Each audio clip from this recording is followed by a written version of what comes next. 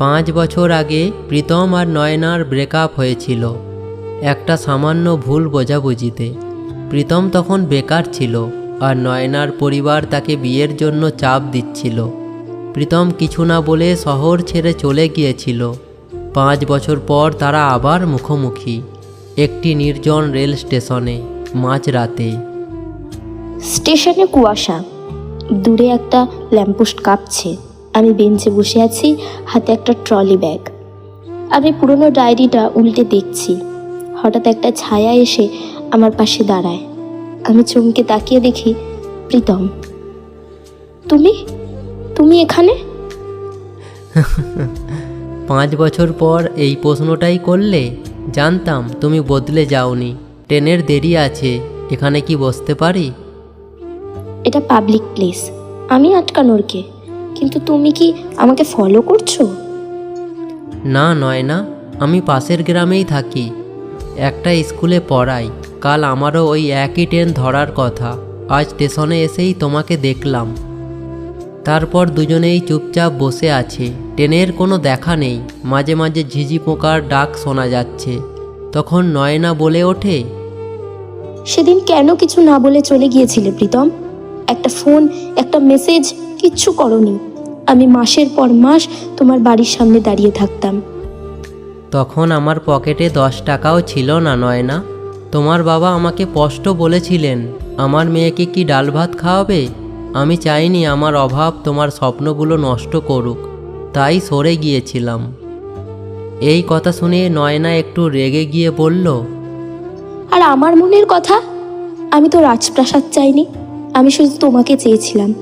তুমি একা সিদ্ধান্ত নিলে আর আমাকে 5 বছর একটা মৃত মানুষের মতো বাঁচিয়ে রাখলে। তখন প্রীতম তার পকেট থেকে একটা পুরনো জং ধরা চাবি বের করে নয়নার সামনে ধরে বলে, মনে আছে এই চাবিটা? আমরা যখন একটা ছোট্ট ফ্ল্যাট ভাড়া নেওয়ার স্বপ্ন দেখতাম। আমি এই 5 বছরে অনেক কিছু হারিয়েছি নয়না, কিন্তু এই চাবিটা হারাইনি, কারণ আমি জানতাম একদিন আমাদের আবার দেখা হবে। তখন নয়না চাবিটা হাতে নিয়ে কেঁদে ফেলে আর বলে, এখন এই চাবি দিয়ে কি হবে? আমার বিয়ে ঠিক হয়ে গেছে প্রীতম। কাল সকালেই আমি আমার হবু বরের শহরে যাচ্ছি। আমি জানি তোমার হাতের ওই এঙ্গেজমেন্ট রিংটা ট্রেনের আলোর চেয়েও বেশি চকচক করছে। আমি তোমাকে ফেরাতে আসিনি নয়না, আমি শুধু বলতে এসেছি 5 বছর আগে আমি কাপুরুষ ছিলাম, কিন্তু আজ আমি মাথা উঁচু করে বলতে পারি আমি তোমাকে এখনও ঠিক ততটাই ভালোবাসি। হঠাৎ ঝমঝমিয়ে বৃষ্টি শুরু হয়। স্টেশনের ছাউনির নিচে দুজনে আরও কাছাকাছি চলে আসে। বৃষ্টির শব্দে যেন সব তিক্ততা ধুয়ে যাচ্ছে। তখন নয়না কাঁপা গলায় বলল, যদি বলি আমি এখনো ভুলতে পারিনি, যদি বলি এই 5 বছরে প্রতিটা অপরিচিত ফোন কলে আমি তোমার গলার স্বর খুঁজেছি, তবে আমি বলবো ট্রেনটা আসুক, কিন্তু আমরা তাতে উঠব না। তারপর ট্রেন আসে। বাঁশি বাজিয়ে ট্রেনটা স্টেশনে থামলো। ভিড় নেই, শুধু কুয়াশা আর বৃষ্টি ভেজা গন্ধ। ট্রেনের গার্ড সিগন্যাল দিচ্ছে। গার্ড তখন বলল, এই যে ম্যাডাম, উঠবেন নাকি? ট্রেন ছেড়ে দিচ্ছে। নয়না তার ট্রলি ব্যাগটার দিকে তাকায়, তারপর প্রীতমের চোখের দিকে। প্রীতম কোনো কথা বলছে না, শুধু তাকিয়ে আছে। ট্রেনটা ধীরে ধীরে চলতে শুরু করে। নয়না দাঁড়িয়ে রইল। ট্রেনটা চলে গেল। তখন প্রীতম বলল, কেন উঠলে না? তোমার তো যাওয়ার কথা ছিল। তখন নয়না প্রীতমকে জড়িয়ে ধরে বলল, 5 বছর দেরি হয়ে গেছে প্রীতম, আর 1 সেকেন্ডও দেরি করতে চাই না। ওই চাবিটা দিয়ে চলো, আমাদের সেই ছোট্ট ঘরটা খুলি। বিয়ে হোক বা না হোক, আজ থেকে আমি তোমার। ট্রেনটা তখন কুয়াশার মধ্যে মিলিয়ে গেছে। স্টেশনে এখন অদ্ভুত এক নীরবতা। নয়না প্রীতমের বুকে মাথা রেখে দাঁড়িয়ে আছে। প্রীতম আলতো করে নয়নার চুলে হাত বুলিয়ে দিচ্ছে আর বলছে, জানো নয়না, এই 5 বছরে আমি অনেকবার স্বপ্নে দেখেছি তুমি আমার সামনে দাঁড়িয়ে আছো, কিন্তু আজ যখন সত্যিই তুমি ট্রেনের দরজা ছেড়ে আমার কাছে রয়ে গেলে, আমার বিশ্বাসই হচ্ছে না। বিশ্বাস করো প্রীতম, এই 5 বছর আমি শুধু একটা যান্ত্রিক পুতুল ছিলাম। আজ ট্রেনটা চলে যাওয়ার পর মনে হচ্ছে আমি প্রথমবার বুক ভরে নিঃশ্বাস নিতে পারছি। কিন্তু বাবা বাবা কি আমায় কোনোদিন ক্ষমা করবেন? প্রীতম নয়নার হাতটা শক্ত করে ধরে বলল, ভয় পেও না, 5 বছর আগে আমি পালিয়ে গিয়ে ভুল করেছিলাম। আজ আমি তোমার হাত ধরে ওনার সামনে দাঁড়াবো। যা হয় হবে, অন্তত আমরা একসাথে থাকব। এরপর দুজনে নয়নার বাড়ির দিকে রওনা দিল। নয়নাদের বাড়িতে যুদ্ধের পরিবেশ, আত্মীয় স্বজনে বাড়ি ভর্তি। নয়নার বাবা ফোনে কারো সাথে চিৎকার করছেন, মা সোফায় বসে ফুপিয়ে ফুপিয়ে কাঁদছেন। এমন সময় কলিং বেল বেজে ওঠে। দরজা খুলতেই সবাই স্তব্ধ। সামনে ধুলোমাখা জামা পরে প্রীতম আর নয়না দাঁড়িয়ে। তখন নয়নার বাবা রেগে বলে উঠল, নয়না, তুই ট্রেনে উঠিসনি? আর এই ছেলেটা এখানে কি করছে? 5 বছর আগে তো আপদ বিদায় হয়েছিল, আজ আবার কেন? এই কথা শুনে নয়না কাঁপা গলায় বলল, বাবা, প্রীতম আপদ নয়। প্রীতম আমার সেই মানুষটা যাকে ছাড়া আমি এই 5 বছর মরে বেঁচেছিলাম। তুমি চেয়েছিলে আমি সুখী থাকি, কিন্তু কারোর ওপর নির্ভর করে থাকাটা কি সুখ বাবা? নয়নার বাবা এবার প্রীতমের দিকে এগিয়ে গিয়ে প্রীতমকে বলল, তুমি কি ভেবেছ তুমি ফিরে এলেই আমি সব মেনে নেব? তোমার কি যোগ্যতা আছে আমার মেয়েকে রাখার? প্রীতম তখন বলল, আঙ্কেল, 5 বছর আগে আমার পকেটে টাকা ছিল না, তাই মাথা নিচু করে চলে গিয়েছিলাম। আজ আমি একটা সরকারি স্কুলের শিক্ষক। খুব বড় লোক হয়তো নই, কিন্তু নয়নার চোখের জল মোছানোর ক্ষমতা রাখি। আজ আমি চুরি করতে আসিনি, আমি আমার হারানো অধিকারটা ফিরে পেতে এসেছি।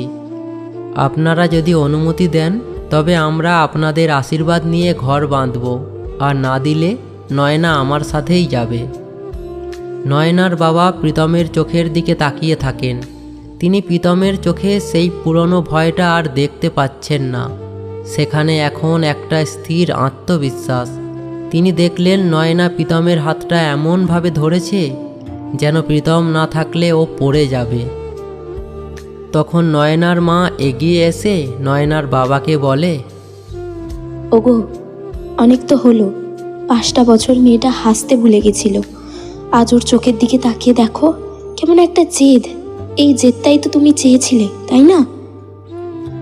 নয়নার বাবা দীর্ঘশ্বাস ফেলে সোফায় ধপ করে বসে পড়ে আর বলে, আমি ভেবেছিলাম দামি গাড়ি আর বড় বাড়ি মেয়েকে সুখ দেবে, কিন্তু আজ এই ছেলেটার চোখে যা দেখছি।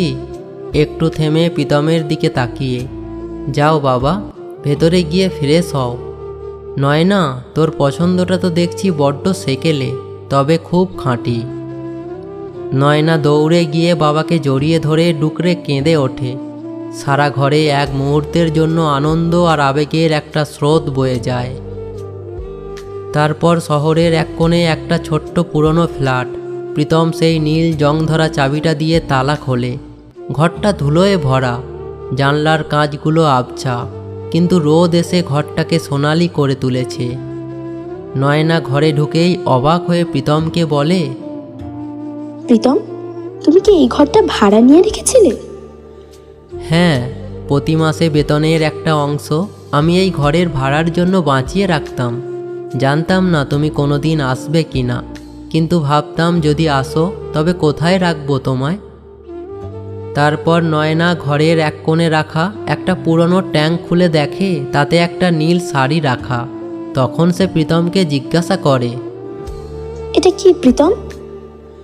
ওটা তোমার জন্য কিনেছিলাম 3 বছর আগে। ভেবেছিলাম কোনো এক জন্মদিনে তোমাকে কুরিয়ার করে দেব, কিন্তু সাহসে কোলায়নি। বারান্দায় দাঁড়িয়ে দুজন। আকাশটা পরিষ্কার। স্টেশনের সেই পুরানো নীল চাবিটা এখন নয়নার গলার চেনে লকেট হয়ে ঝুলছে। নয়না তখন বলল, প্রীতম, আমাদের গল্পটা খুব অদ্ভুত, তাই না? 5 বছর পর একটা স্টেশনে দেখা হলো আর সব বদলে গেল। প্রীতম তখন নয়নাকে জড়িয়ে ধরে বলল, অদ্ভুত নয় নয়না, এটা হলো ফেরা। স্টেশনে ফেরা নয়, নিজের কাছে ফেরা। যে নদী বাঁক নেয় সেও তো শেষ পর্যন্ত সমুদ্রেই ফেরে। এখন থেকে রোজ সকালে আমায় চা করে খাওয়াবে তো? ওই যে চাবিটা দেওয়ার সময় বলেছিলে। কথা দিলাম, যদি চা তেতো হয় তবে বকুনিও খাবো। ঘরটা দীর্ঘদিনের বন্ধ থাকায় ধুলোয় ধূসর। প্রীতম জানলাগুলো এক এক করে খুলছে। রোদের ঝিলিক এসে নয়নার মুখে পড়েছে। নয়না শাড়ির আঁচল কোমরে গুঁজে ঘর পরিষ্কার করতে শুরু করে। তখন প্রীতম বলে ওঠে, ঘরটা বড্ড নোংরা হয়ে আছে নয়না। আমি ভাবিনি আজই তোমাকে এখানে নিয়ে আসব। তুমি বরং ওপাশে বসো, আমি পরিষ্কার করছি। নয়না হাসি মুখে বালতিটা টেনে নিয়ে বলে, এই ঘরটা তো আমাদের প্রীতম, আর আমাদের ঘরে আমি রাজকন্যা হয়ে বসে থাকবো আর তুমি একা খাটবে, তা হয় না। এই ধুলোবালিগুলো আসলে আমাদের ওই 5 বছরের অভিমান, ওগুলো পরিষ্কার করা খুব দরকার। এবার দুজনে মিলে ঘর পরিষ্কার করতে শুরু করে। কাজ করতে করতে হঠাৎ প্রীতম নয়নার গায়ে জল ছিটিয়ে দেয়। শুরু হয় এক মিষ্টি খুনসুটি। 5 বছরের গম্ভীর্য ছাপিয়ে ঘরটা আবার হাসিতে ভরে ওঠে। তারপর আলমারির এক কোণ থেকে প্রীতমের ডায়েরিটা পড়ে যায়। নয়না সেটা তুলে নিতেই ভেতর থেকে একটা হলদেটে কাগজ বেরিয়ে আসে। সেটা 5 বছর আগের একটা না পাঠানো চিঠি। চিঠিটা নয়না পড়তে শুরু করে। নয়না, আজ আমি শহর ছাড়ছি। তুমি হয়তো ভাবছো আমি তোমায় ভালোবাসি না, কিন্তু বিশ্বাস করো, তোমাকে অভাবের সংসারে টেনে আনার চেয়ে তোমার থেকে দূরে গিয়ে নিজেকে যোগ্য করে তোলাটাই আমার কাছে সবচেয়ে বড় প্রেম মনে হয়েছে। প্রীতম পেছন থেকে এসে ডায়েরিটা ধরে আর বলে, ওটা আর পড়ো না নয়না, ওটা আমার দুর্বলতার দলিল। নয়না ঘুরে দাঁড়িয়ে প্রীতমকে জড়িয়ে ধরে বলে ওঠে, না প্রীতম, ওটা আমাদের লড়াইয়ের দলিল। আমি রাগ করেছিলাম, কেন জানো? কারণ তুমি আমাকে তোমার লড়াইয়ের সঙ্গী করনি। কিন্তু আজ আমি বুঝতে পারছি, তুমি না হারলে আমরা এই জয়টা পেতাম না। তারপর ঘরের মেঝেতে একটা মাদুর পাতা, মাঝখানে একটা মোমবাতি জ্বলছে, কারণ বিদ্যুতের লাইন এখনও ঠিক করা হয়নি। প্রীতম বাইরের দোকান থেকে 2টো মাটির ভাঁড়ে চা আর বিস্কুট নিয়ে এসে নয়নাকে বলে, এই নাও আমাদের নতুন ঘরের প্রথম রাজকীয় ভোজ।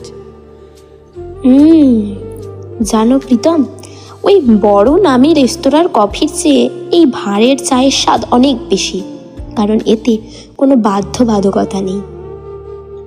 প্রীতম নয়নার চোখের দিকে তাকিয়ে বলল, নয়না, একটা কথা জিজ্ঞেস করব? ওই যে হবু বরের আংটিটা, ওটা কোথায়? নয়না হেসে ফেলে, হাত দেখায়, আঙুল খালি। স্টেশনের ওই ডাস্টবিনে ফেলে এসেছি। যে বন্ধন আমার দম আটকে দিচ্ছিল তার চিহ্ন আমি বয়ে বেড়াতে চাই না। আমার আঙুলটা এখন তোমার ওই নীল চাবির প্রতীক্ষায় আছে। তারপর ঘড়ির কাঁটায় রাত 9টা। হঠাৎ নয়নার ফোনটা বেজে ওঠে। স্ক্রিনে বাবা লেখা। নয়না একটু ভয় পায়। প্রীতম ওর হাতটা ধরে সাহস দেয়, নয়না, ফোনটা রিসিভ করে স্পিকারে দাও। নয়নার বাবা ওপাশ থেকে একটু ভাঙা গলায় বলে, নয়না মা, পৌঁছালি? প্রীতমের ঘরটা কি খুব ছোট? কষ্ট হচ্ছে তোর?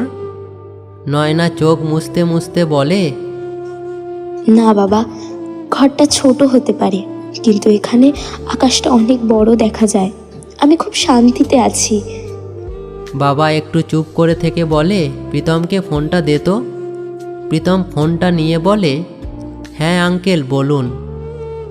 তখন নয়নার বাবা বলে, শোনো বাবা, আমি সারা জীবন টাকার পেছনে ছুটেছি, কিন্তু আজ স্টেশনে আমার মেয়ের ওই ফেলে যাওয়া ব্যাগটা দেখে বুঝলাম, মানুষের মন যদি কোথাও না টেকে তবে সোনা দানাও পাথর মনে হয়।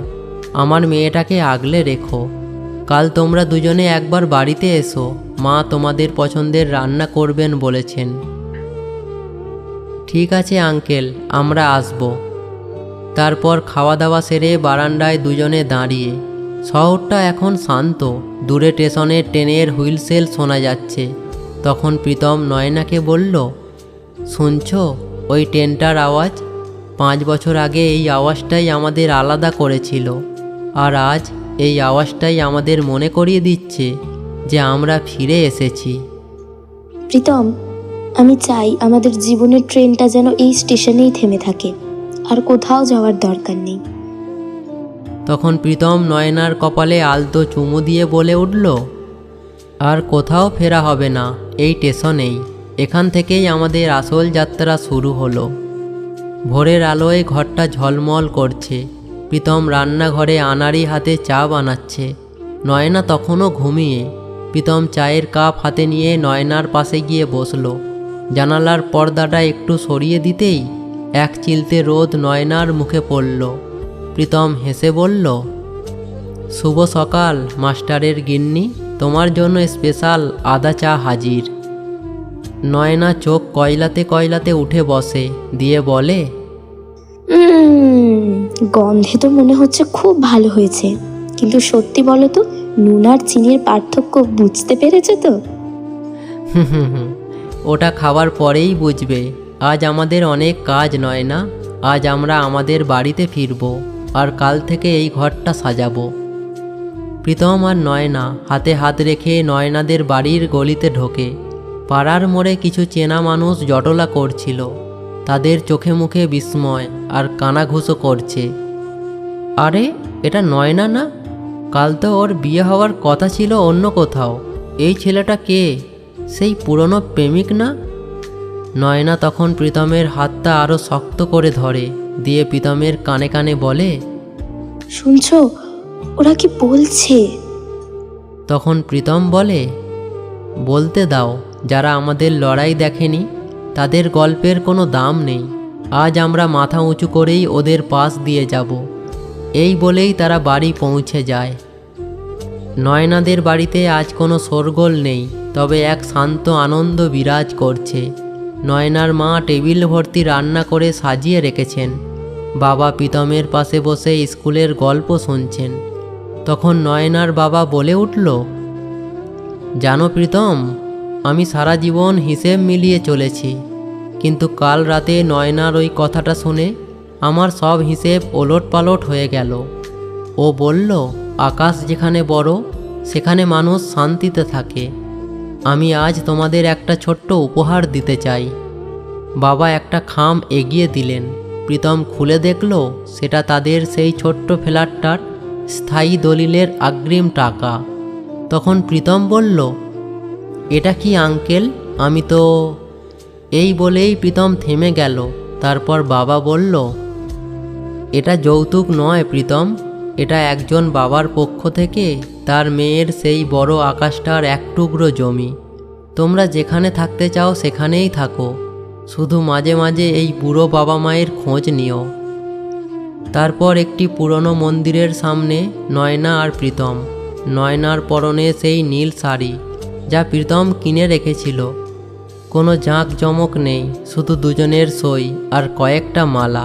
প্রীতম নয়নার স্মৃতিতে সিঁদুর পরিয়ে দিল।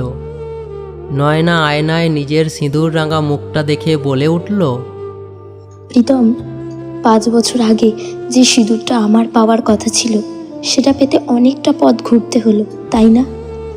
হয়তো এই পথটা ঘোরার দরকার ছিল নয়না। না হলে আমরা হয়তো বুঝতাম না যে অভাবের চেয়েও বড় অভাব হলো প্রিয় মানুষের সঙ্গ। আজ থেকে তুমি শুধু আমার প্রেমিকা নও, তুমি আমার অস্তিত্ব। তারপর তারা ফিরে এসেছে সেই ছোট্ট ঘরে। এখন ঘরটা আর ধুলোয় ভরা নেই। নয়না মোমবাতি আর কিছু ফুল দিয়ে ঘরটা সাজিয়েছে। সেই পুরনো জং ধরা চাবিটা এখন ডাইনিং টেবিলের ওপর একটা কাঁচের বক্সে রাখা, তাদের সংগ্রামের স্মৃতি হিসাবে। প্রীতম, স্টেশনের ওই ঘড়িটা কি এখনো 11:45-এই থমকে আছে? জানি না, তবে আমাদের ঘড়িটা এখন থেকে ঠিক সময়ে চলবে। আমাদের গল্পটা হয়তো কোনো রূপকথার মতো নয়, কিন্তু আমাদের এই সাধারণ ঘরের অসাধারণ ভালোবাসাটাই আমাদের সম্বল। তারপর নয়না প্রীতমের কাঁধে মাথা রেখে জানালার ওপারে আকাশের দিকে তাকালো আর বলল, দেখো প্রীতম, আজ আকাশটা কত পরিষ্কার, কোনো কুয়াশা নেই। কারণ আজ আমাদের দেখার মতো স্বচ্ছ একটা ভবিষ্যৎ আছে। এরপর তাদের 1 বছর কেটে গেছে। প্রীতম আর নয়নার সেই ছোট্ট ফ্ল্যাটটি এখন একটি সাজানো সংসার। বারান্দায় অনেকগুলো গাছ, ঠিক যেমনটা নয়না চেয়েছিল। প্রীতম তৈরি হচ্ছে স্কুলে যাওয়ার জন্য, আর নয়না রান্নাঘরে ব্যস্ত। নয়না রান্নাঘর থেকে চিৎকার করে বলল, প্রীতম, তোমার টিফিন বক্সটা টেবিলের ওপর রাখা আছে। আর শোনো, আজ ফেরার সময় মনে করে নীল রঙের পর্দার কাপড়টা নিয়ে এসো তো। পর্দার কাপড় কেন? এই পর্দাগুলো তো ভালোই আছে। কারণ আমাদের ঘরে নতুন একজন আসতে চলেছে। আমি চাই তার ঘরটা একদম আকাশের মতো নীল হোক। প্রীতম এক মুহূর্ত স্তব্ধ হয়ে দাঁড়িয়ে থাকে। তারপর নয়নার হাত দুটো অদ্ভুত আবেগে জড়িয়ে ধরে। দুজনেই এখন খুব খুশি। প্রীতম আর নয়না আবার সেই তাদের পুরনো স্টেশনে যায়। প্রীতম আর নয়না আজ আবার সেই স্টেশনে দাঁড়িয়ে আছে। তবে আজ কোনো কুয়াশা নেই, ঝকঝকে চাঁদের আলো। তখন নয়না বেঞ্চে বসে বলে উঠল, প্রীতম, মনে আছে ঠিক 1 বছর আগে এই বেঞ্চে বসে আমি ডায়েরি পড়ছিলাম, আর তুমি ওই অন্ধকারে ওপার থেকে ছায়ার মতো এসেছিলে। মনে থাকবে না আবার? ওটাই তো আমার জীবনের সবচেয়ে ভয়ের আর সাহসের রাত ছিল। যদি সেদিন তুমি ওই ব্যাগটা নিয়ে টেনে উঠে যেতে, তবে আজ এই বারান্দা, এই সংসার সবটুকুই আমার কাছে মরুভূমি হয়ে যেত। তারপর প্রীতম পকেট থেকে সেই পুরনো জং ধরা চাবিটা বের করে নয়নার হাতে দেয় আর বলে, আজ একটা সত্যি কথা বলি নয়না, এই চাবিটা আসলে কোনো ফ্ল্যাটের নয়। আমাদের এই ফ্ল্যাটটা তো আমি পরে ভাড়া নিয়েছি। এই চাবিটা ছিল আমার জেদের প্রতীক। আমি যখন খুব ভেঙে পড়তাম, এই চাবিটা হাতে নিয়ে ভাবতাম, আমাকে একটা চাবি বানাতে হবে, যা তোমার মনের বন্ধ দরজা আবার খুলতে পারে। আজ থেকে এই চাবিটার আর কোনো প্রয়োজন নেই। নয়না চাবিটা শক্ত করে ধরে বলে, না প্রীতম, এটার প্রয়োজন আছে।